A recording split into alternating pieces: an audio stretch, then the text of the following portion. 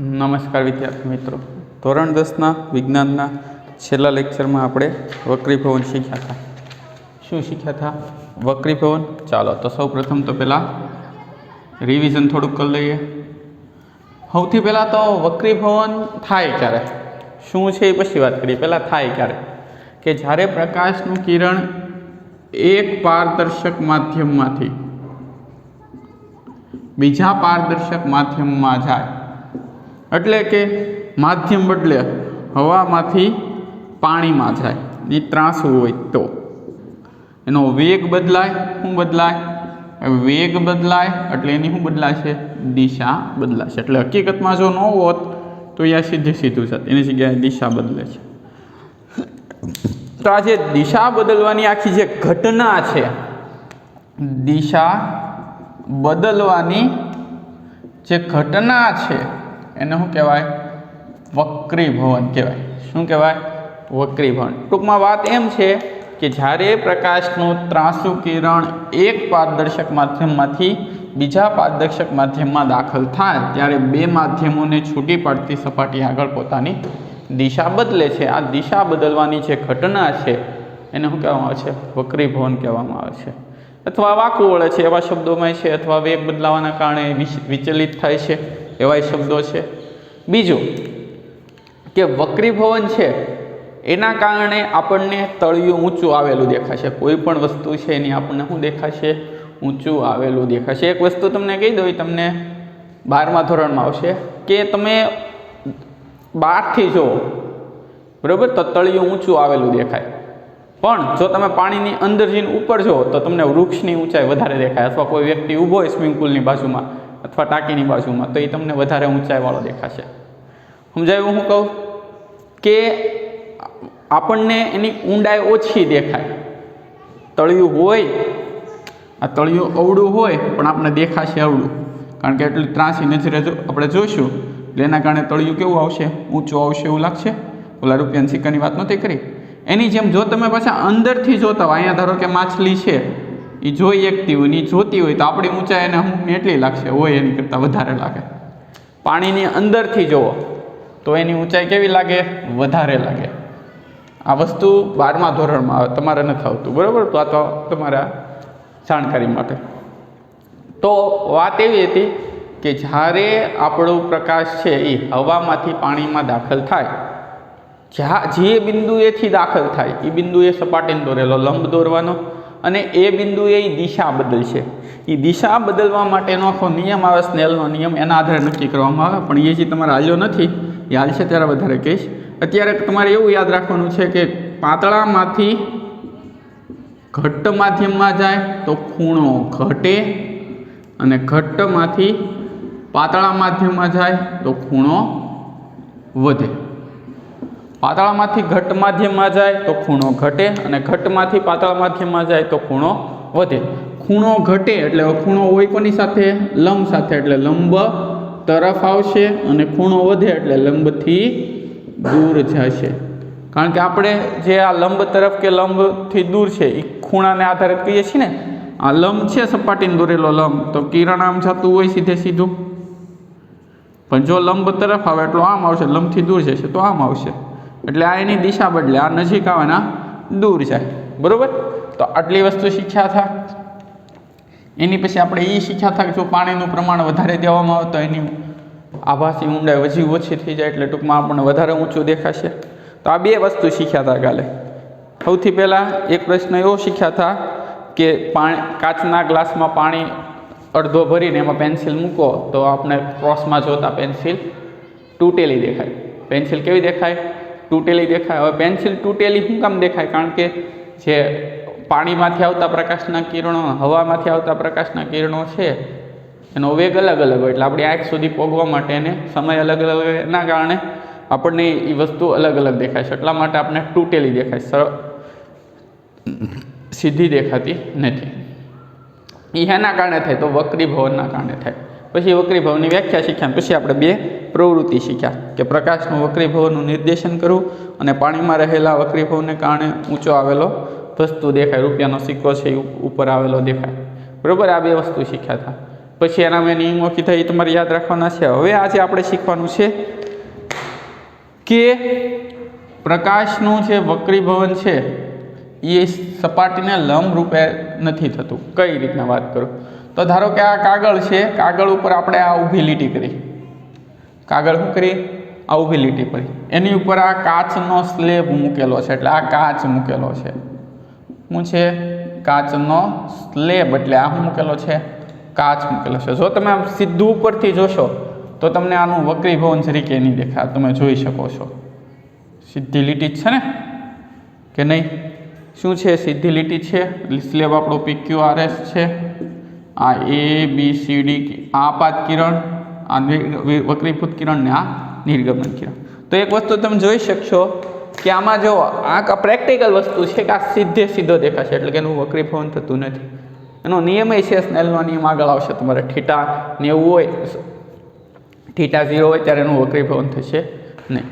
તો હવે બીજું એક આમાં એવું કહી શકીએ કે આ ભાગ વધારે ઊંચો દેખાશે આની કરતાં, કારણ કે આ ભાગ એને ઊંચાઈ ઉપર લેશે. સમજાય ને હું કહું છું? આ ભાગ છે એ થોડોક ઊંચો દેખાશે આ બે ભાગ કરતાં. તો આ આપણે આખા કાચના સ્લેબની વાત છે. હવે કાચના સ્લેબમાં ત્રાંસુ કિરણ આપાત કરવામાં આવે તો શું થાય એ આપણે સમજવાનું છે. એ હવે એની પછીની પ્રવૃત્તિ છે 10.10 કાચના લંબઘન ચોસલા વડે થતું પ્રકાશનું વક્રીભવન. ઓલું જે આખી પ્રવૃત્તિ છે એ પૂર્ણ થાય. પ્રવૃત્તિ એટલું બધું કાંઈ છે નહીં. મેં તમને કીધું એટલું જ છે.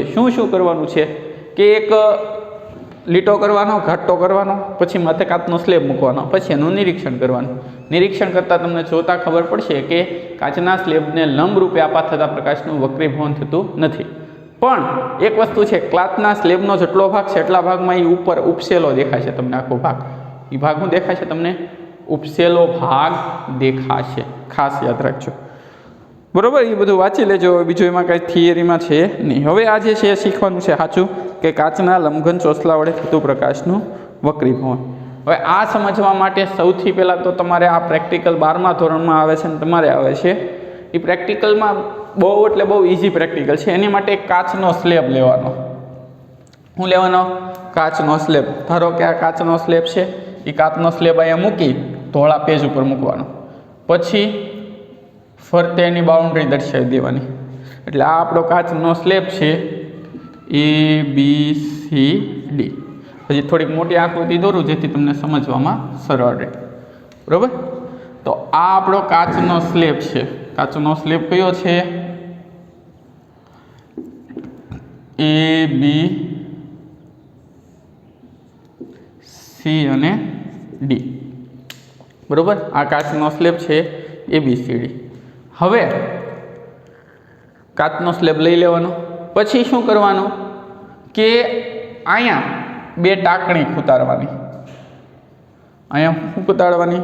બે ટાંકણી. ધારો કે ટાંકણી છે E અને F. ટાંકણી કઈ ખૂતાડી? બે ટાંકણી ખૂતાડી E અને F. એવી રીતના અહીંયા રાખો, થોડુંક ત્રાંસું થશે ને કોઈ પાછું જવાબ નહીં આવે. ચાલો, બરાબર? અહીંયા બે ટાંકણી ખૂતાડી EF. હવે કાચનો સ્લેબ મૂકવાનો. પછી અહીંથી આમ ક્રોસમાં જોવાનું. એ જે ટાંકણીઓ એની સીધાનમાં એટલે ખબર પડે ને, એની લાઈનમાં બીજી બે ટાંકણી તમને મળશે આ બાજુથી જોતા. EF, અહીંયા G અને H. રેડી? એટલો પ્રેક્ટિકલ કરવાનો છે, પછી બધી ખબર પડે. અહીંયા હવા છે, અહીંયા કાચ છે, આ ઘટ્ટ માધ્યમ હોય, આ પાતળું માધ્યમ હોય, એ તો આપણને બધાને ખબર જ છે. તો શું કર્યું? પહેલાં કાચનો સ્લેબ મૂક્યો, ફરતું ચોરસ ચોકઠું કર્યું, પછી બે ખીલી ખૂતાડી, પછી પાછો ક્લાસનો સ્લેબ મૂક્યો, પછી શું કર્યું? સામેની બે ખીલી, આ બે ખૂતાડેલી છે ને આ બેના પ્રતિબિંબ મેળવ્યા છે. હવે આ રેખા છે અને ફૂટપટ્ટી વડે સીધી રેખા દોરો. આમ થશે એટલે આ O બિંદુએ આપાત થશે. O બિંદુએ શું થશે? આપાત થશે. આ એનો સપાટીને દોરેલો લંબ NN'. આ એનો આપાત કોણ I. શું થશે? આપાત કોણ I. એવી રીતના આ કિરણ છે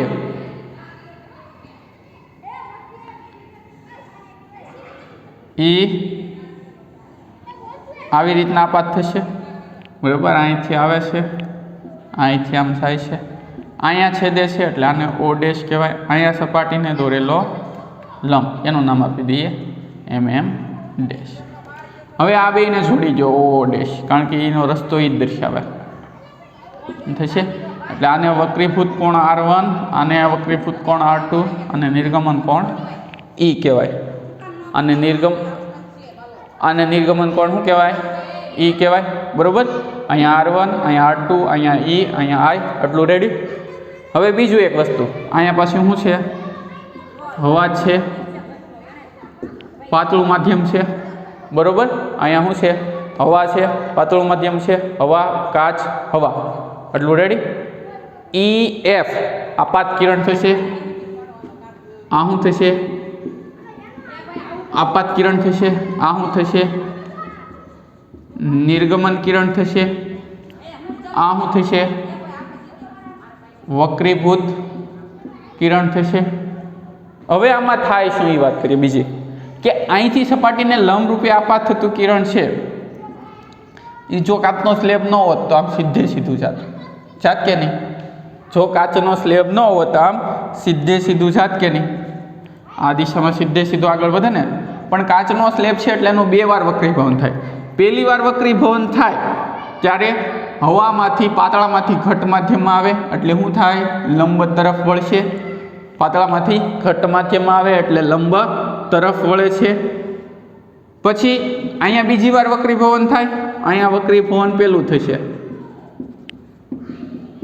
અહીંયા વક્રીભવન બીજું થશે. અહીંયા વક્રીભવન 1 થશે, અહીંયા વક્રીભવન 2 થશે. અહીંયા જે વક્રીભવન થાય એના કારણે સપાટીને લંબ તરફ આવશે. આમાં કેવું થશે કે ઘટમાંથી પાતળા માધ્યમમાં જાય એટલે એ લંબથી દૂર જશે. હવે એમાં થાય કેવું કે અહીંયા જેટલું લંબથી અંદર આવશે, અહીંયા એટલું લંબથી દૂર જશે. એટલે આ જે આપણું આપાત કિરણ છે અને નિર્ગમન કિરણ છે એકબીજાને સમાંતર મળશે, પણ એ એકબીજાથી શિફ્ટ થઈ ગયેલું છે, એનું સ્થાન ફરી ગયેલું છે. એ જે શિફ્ટ થયેલું હોય એને શું કહેવાય? પાર્શ્વીય સ્થાનાંતર. એને શું કહેવાય? પાર્શ્વીય સ્થાનાંતર કહેવામાં આવે છે. આ પાર્શ્વીય સ્થાનાંતર થવાનું કારણ શું છે કે 2 વાર વક્રીભવન થાય, કાચનો સ્લેબ મૂકો છો અને એના કારણે એનું પાર્શ્વીય સ્થાનાંતર થાય. બરોબર. એટલું જોઈ લો.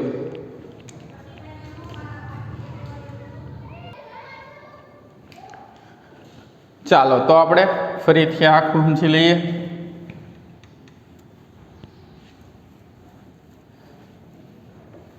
જો એક તો પેલા તો આ એક પ્રેક્ટિકલ છે એક પ્રકારનો, પણ આ થિયરિકલ પ્રશ્ન પૂછાય છે કે કઈ રીતના તો કાચના લંબઘન વડે થતું પ્રકાશનું વક્રીભવન સમજાવો. તો આ કાચનો લંબઘન છે ABCD.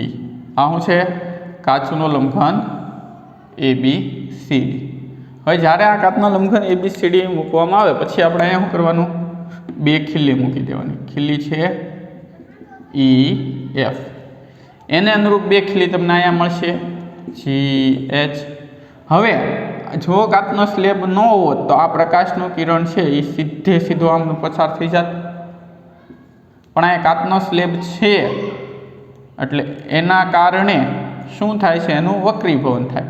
અહીંયા O થી વક્રીભવન થશે અને અહીંયા O ડેશમાં વક્રીભવન થશે. અહીંયા NN ડેશ આ આપાત કોણ, આ આપાત કિરણ, આ કાચનો સ્લેબ. અહીંથી લંબ તરફ આવશે. આ શું આવે? લંબ તરફ આવે એટલે આ બીજી વક્રીભવન એટલે વક્રીભૂત કિરણ કહેવાય. અહીંયા લંબને આપાત થશે MM ડેશ. આને વક્રીભૂત કોણ, આને વક્રીભૂત કોણ. આ પેલો અને આ બીજો એ બે હરખા દો છો કે. અને અહીંથી જે આ છે એ પાછું લંબથી દૂર જશે એટલે આને નિર્ગમન કોણ કહેવાય. શું કહેવાય? નિર્ગમન કોણ.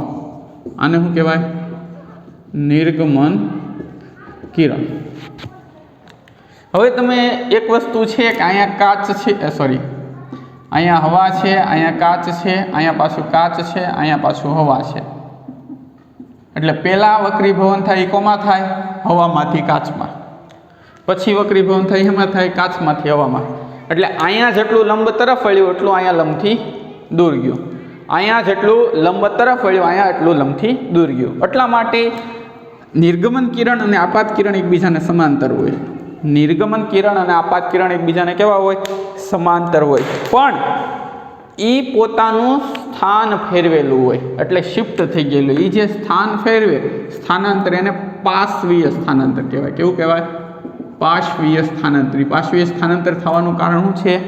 કે બે બાજુ માધ્યમ એક છે, બે બાજુ માધ્યમ એક જ છે ને. આ બાજુ કાચ છે, હવા કાચ, અને અહીંયા હવા જ છે. અહીંયા જો પાણી હોત તો વળી પાછું ફરી જાત. બરાબર. હવે આ જે પાર્શ્વીય સ્થાનાંતર છે શું છે? પાર્શ્વીય સ્થાનાંતર. એને લેટરલ શિફ્ટ કહેવામાં આવે. શું કહેવામાં આવે? Lateral shift. હવે પાછા એના નિર્ણયમાં પાછું એની જ લખ્યું અગાઉ મેં તમને કીધેલું કે પાતળામાંથી ઘટ્ટ માધ્યમમાં જાય તો એ લંબ તરફ વળશે, અને ઘટ્ટમાંથી પાતળા માધ્યમમાં જાય તો લંબથી દૂર જાય. એટલે એ પાછા નિયમો એને ફરીથી એક કીધેલું છે. તો અહીં તમારું આખું જે કાચના સ્લેબવાળા વક્રીભવનનો મુદ્દો છે એ પૂર્ણ થાય. બરાબર.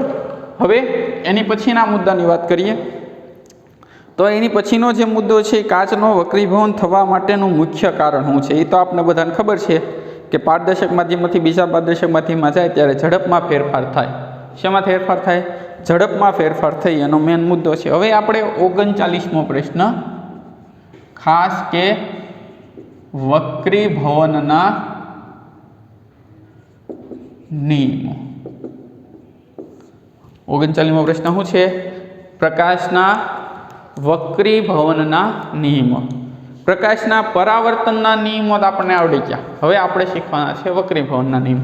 એમાં પહેલો નિયમ છે ઓલાનો બીજો નિયમ છે આપાત કિરણ, પછી ઓલામાં પરાવર્તિત કિરણ આવતું, પણ આમાં શું આવશે? વક્રીભૂત કિરણ અને આપાત બિંદુએ સપાટીને દોરેલો લંબ એક જ સમતલમાં આવેલા હોય છે. ક્યાં આવેલા હોય છે?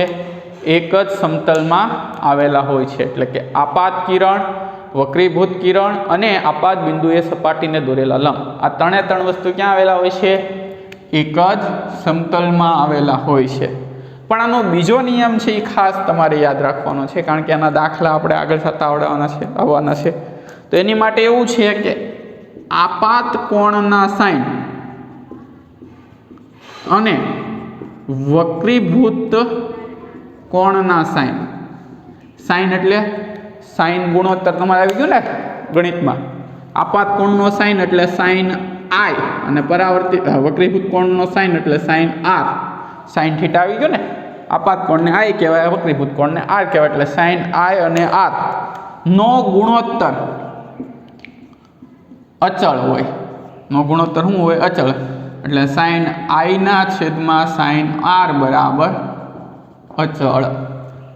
પણ જે આ સાઇન આઈના છેદમાં સાઇન આર છે એ અચળ છે. અચળ કિંમત એના વક્રીભવનાંક n21 જેટલો હોય. આને કહેવાય એકની સાપેક્ષે બેનો વક્રીભવનાંક. n12 હોય તો બેની સાપેક્ષે એકનો વક્રીભવનાંક. તમારે એટલું યાદ રાખવાનું, પાછળ હોય એની સાપેક્ષે હોય. એકની સાપેક્ષે બેનો વક્રીભવનાંક, બેની સાપેક્ષે એકનો વક્રીભવનાંક. બીજું કાંઈ બહુ વિચારવાની જરૂર નથી. બરાબર. આને સ્નેલનો નિયમ પણ કહેવામાં આવે છે. અને શું કહેવામાં આવે છે? સ્નેલનો નિયમ. તો આજે આપણે કેટલું શીખ્યા કે એક તો લંબરૂપે આપાત થતા પ્રકાશનું વક્રીભવન થતું નથી. બીજું સ્લેબ વડે થતું વક્રીભવન, આખો જે પાર્શ્વીય સ્થાનાંતરવાળી થિયરી. અને છેલ્લે આપણે પ્રકાશના વક્રીભવનના નિયમો. પ્રકાશના જે વક્રીભવનના નિયમો છે શું છે? કે આપાત કિરણ, વક્રીભૂત કિરણ, આપાત બિંદુએ સપાટીને દોરેલ લંબ ક્યાં હોય?